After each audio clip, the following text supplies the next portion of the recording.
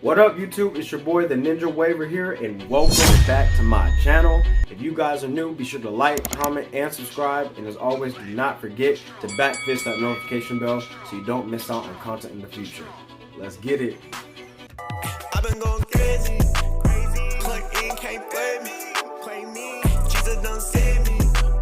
Can't switch, won't sway me.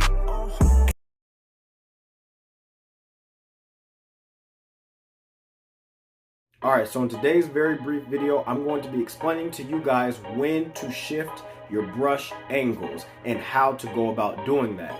For those of you who may not remember, many videos ago when I was talking about woofing, I made a very brief comment talking about the fact that whenever you're heavy woofing, your waves will start to shift in angle slightly and that you're going to have to adapt and accommodate for that. However, at the time when I made that statement in the video, I was not heavy woofing, so I didn't really have a good example to show you guys. However, now I am 7.5 weeks into my woof, so now I can show you guys what I'm talking about. These are what my waves are looking like. Of course, I did not put any product in my waves yet, so my hair does look a little dry, but you guys still will be able to see what I'm talking about. Now, normally whenever my hair is cut a little bit lower, my waves always swoop around the crown, just like how I always want it, right?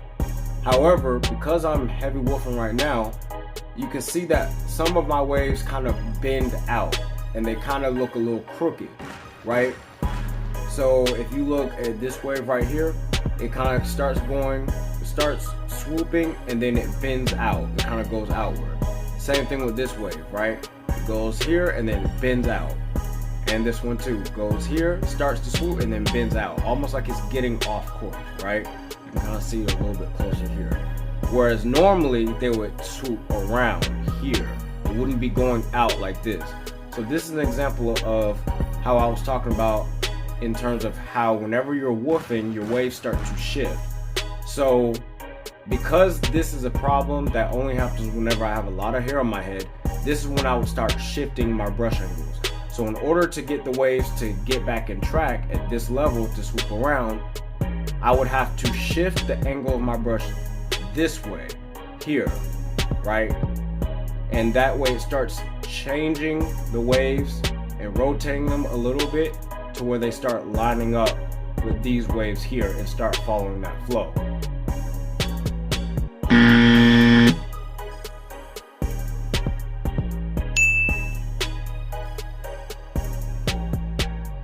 And again, this only really happens whenever I'm heavy woofing, but whenever I get a fresh cut, then I don't really have this problem. They all flow like they're supposed to. So this is an example of when I was talking about of when you want to shift your brush angle. So let me demonstrate. Okay, so as I mentioned before, because the waves are kind of like going bent out like this, that is pretty much saying my hair thinks that I'm brushing like this, right? That's what that means. So in order to fix that, I would need to angle my brush this way and shift the waves this way. And of course you do this with a hard, medium, and soft brush, right? And then eventually those waves will start to rotate and line up with the other waves here. And then they start to go around my crown like they should, right? So I'll show that again. So, right, you can see them kind of like bent out like this. So I would shift my brush like this, and then brush this way to try and fix the waves of getting off course.